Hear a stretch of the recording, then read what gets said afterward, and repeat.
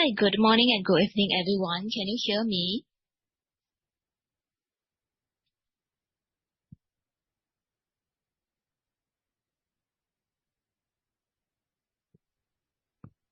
Yes, Yvonne can. Yeah, sorry, we have some technical issue just now. So I would like to thank you for your time to join our earnings call today. Yeah, this is Yvonne, the CFO of CytoMed Therapeutics, and I have my team with me. So I would like to proceed with our presentation. Yeah. Before kick-off of my presentation, please note that we will be making forward-looking statements today, which may differ materially from actual results. Please review our legal disclaimer included in all our presentations carefully. I will now give you a broad overview of the 6 months ended 30th June 2025 financial performance.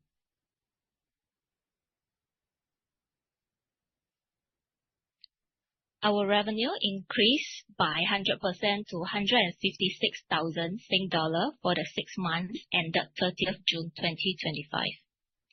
Other operating income decreased by 8.5% year-on-year. We reported a net loss of 2.25 million in 2025. Our net loss will be reduced to 1.44 million if the share-based payment, net currency exchange losses, the fair value losses on warrant liability, and the costs associated with being a public listed company are excluded. Loss per share was 19 cents for 6 months ended 30th June 2025. As at 30th June 2025, we have cash and bank balances of 2.86 million. Our NTS stood at 7.15 million. We move on to the next slide. The table shows the financial performance for the 6 months ended 30th June 2024 and 2025. In first half of 2025, we started generating revenue of 156,000 from private blood banking services after acquiring the license and certain assets under IPSC Depository. This is one of our subsidiary in Malaysia. Other operating income decreased by 8.5% from 422,000 in first half 2024 to 386,000 in first half 2025. This decrease was mainly driven by a reduction of 105,000 in interest income from the placement of IPO proceeds in fixed deposit and partially offset by an increase of 71,000 in research income. Other gain or losses net, the group reported other gains of 361,000 in first half 2024 compared to other losses of 273 in first half 2025. The decrease was mainly due to the net loss in currency exchange of 402,000 and a net loss of 227,000 in fair value changes on warrant liability. Research expenses increased by 19.3% from 974,000 in first half 2024 to 1.16 million in first half 2025. The increase was mainly due to the increase in employee benefit, higher preclinical expenses, increase in clinical trial expenses, and also in the facility-related expenses. This is partially offset by a reduction in depreciation expenses. Employee benefit expenses increased by 86,000 from 299,000 in first half 2024 to 386,000 in first half 2025. The increase was mainly due to the recognition of share-based compensation amounting to 87,000. Other expenses was 558,000 and 832,000 in first half 2024 and first half 2025 respectively. The increase of 274,000 was mainly due to share-based payment of 361,000, higher investor relationship expenses of 24,000, and partially offset by a reduction of $94,000 in company insurance expenses. We reported a net loss of $1.09 million in first half 2024 compared to net loss of $2.25 million in first half 2025. Net loss will be reduced to $1.44 million if the share-based payment, net currency exchange losses, the fair value losses on warrant liability, and the cost associated with being a public listed company are excluded. This table shows our balance sheet for 31st December 2024 and 30th June 2025. As at 31st December 2024, we had cash and bank balances of $4.97 million compared to $2.86 million as at 30th June 2025.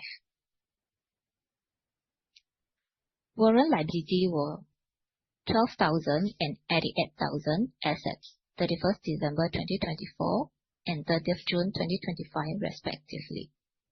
There are 371,000 warrant outstanding as at 30th June 2025. Fair value changes on warrant liability of $76,000 were recorded in the statement of profit and loss account in first half of 2025. Share-based payment reserve were $448,000 as at 30th June 2025, arising from granting of ordinary shares to employee and service provider. Our NTA stood at $8.95 million as at 31st December 2024 compared to $7.15 million as at 30th June 2025.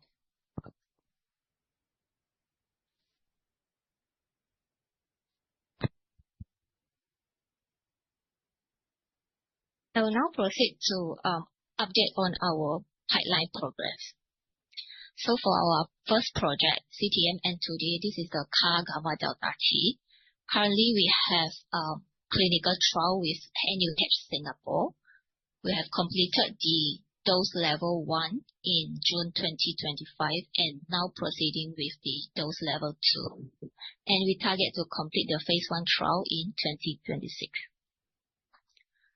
For our project number 2, iPSC-GDNKT, is still under preclinical study.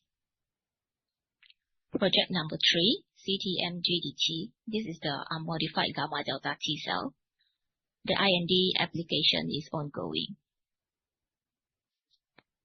For project number 4, CTM-MSC, for cartilage injury, we are collaborating with the Singapore hospital to do a preclinical study and trying to apply for the clinical trial in Singapore. For our 2025 and beyond, our outlook, we have published in a peer-reviewed journal in September 2025 for the collaboration with MD Anderson Cancer Center on preclinical studies evaluating our second project, CTM-GDT for lymphoma. We have also announced this press release today, just only at 7 a.m. We are also trying to apply the GDT trial in Malaysia and also elsewhere. Collaboration with international parties with income potential. Also in August, we have signed the ATM agreement with Levity to raise up to $4.3 million. We also rebranding our cord blood banking business as Longevity Bank.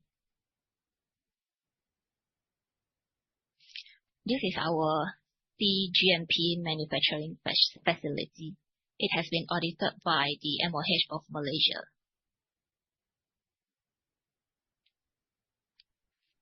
So this is our Longevity Bank facility which we acquired last year. So I'll play the video to show you the facility.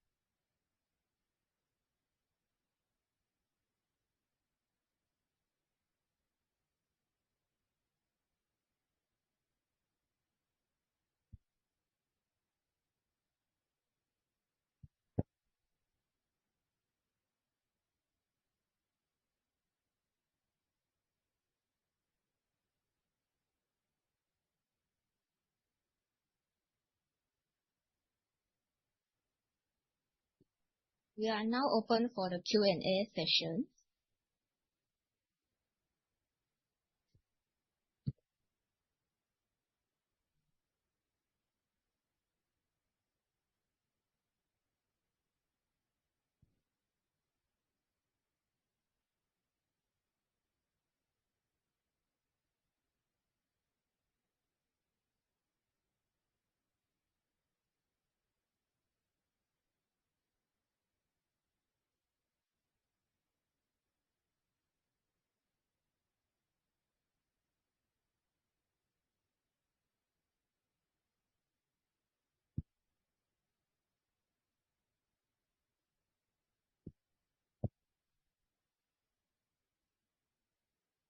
Hi, do you have any questions?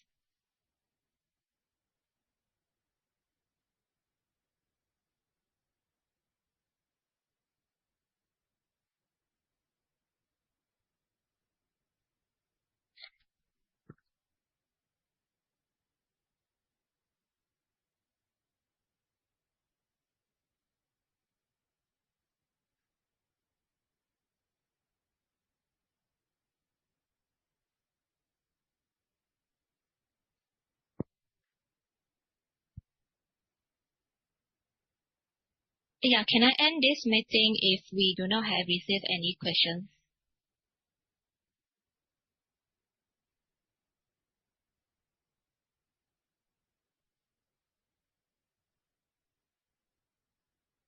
Yeah, thank you so much for your attending. Yeah, we will end our earnings call for today. Thank you so much.